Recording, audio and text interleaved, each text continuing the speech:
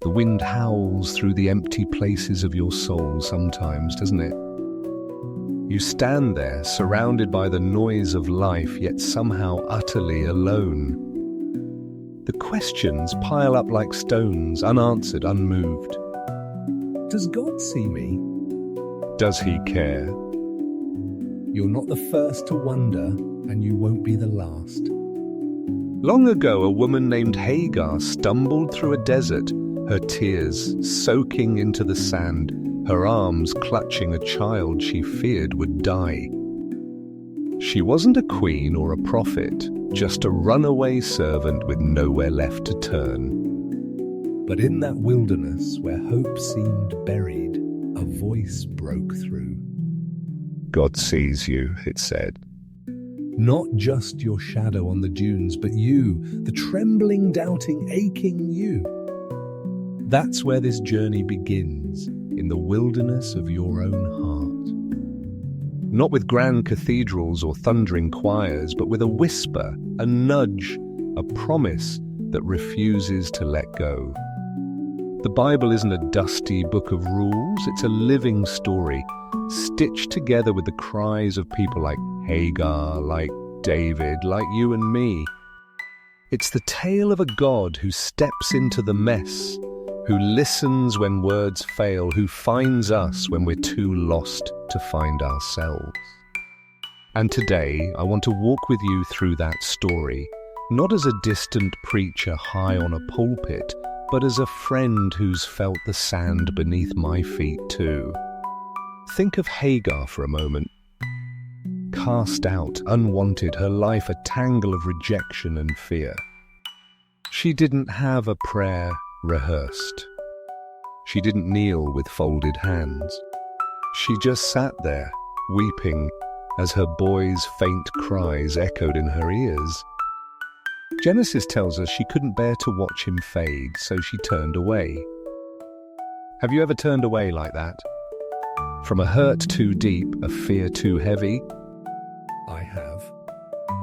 I've sat in my own deserts, times when the job slipped away, when the doctor's call came, when the silence from someone I loved grew louder than any words.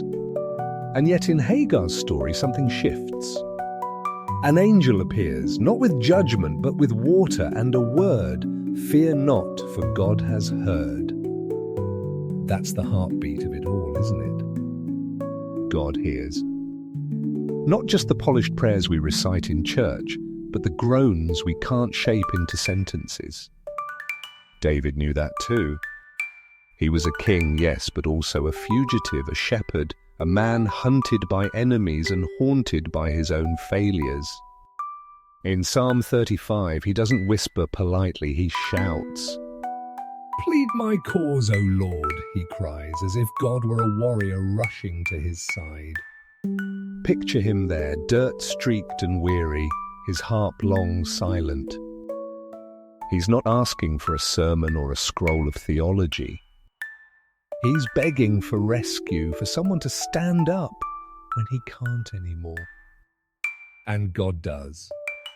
Not with a lecture, but with presence. Maybe your wilderness looks different. Maybe it's a hospital room where the beeping machines drown out your hope. Maybe it's a kitchen table covered in bills you can't pay. Or maybe it's quieter, a longing you can't name, a restlessness that keeps you awake. Wherever you are, the promise holds. God sees, God hears. He's not a distant clockmaker winding up the world and walking away. He's the father who runs to the prodigal, the shepherd who searches for the lost, the friend who sits with you in the dark. Let me tell you about a night I'll never forget. It was years ago when I was younger and more certain of myself than I had any right to be. I'd lost something dear, a dream I'd built my life around, and the wreckage left me hollow. I walked outside, the cold biting at my skin, and looked up at a sky that felt impossibly far away. I didn't pray that night, not really.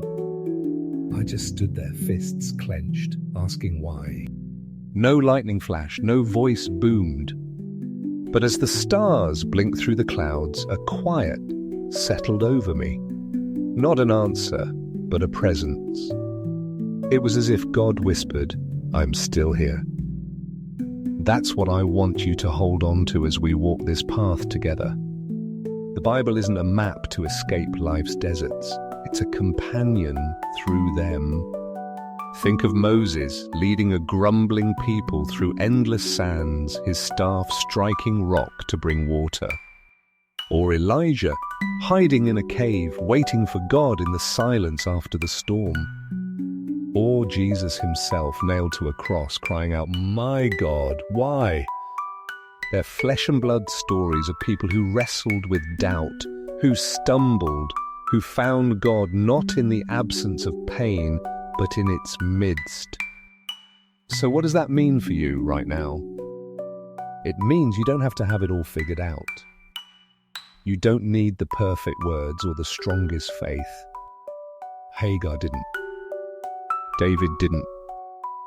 They just turned toward the one who was already turned toward them. And he's turned toward you too. Maybe you feel like a speck in the universe, a forgotten note in a grand symphony. But to him, you're the melody he's been singing since before time began. Let's pause here, you and I, and breathe in that truth. Picture yourself in your own wilderness, whatever it looks like today. See the sand stretching out, the shadows growing long. Now imagine a figure walking toward you.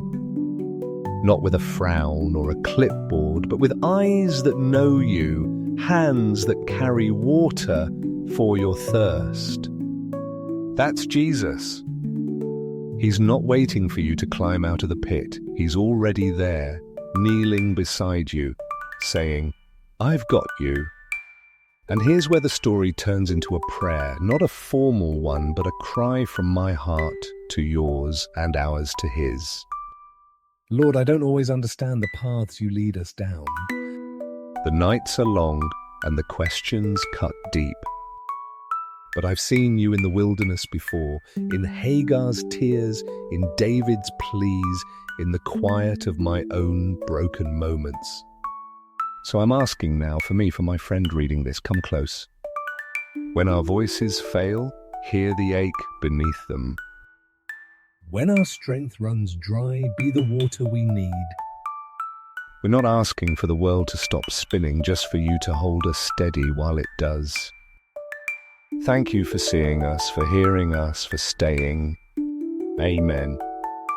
This is just the beginning, friend. There's so much more to say, more stories to unfold, more whispers to hear.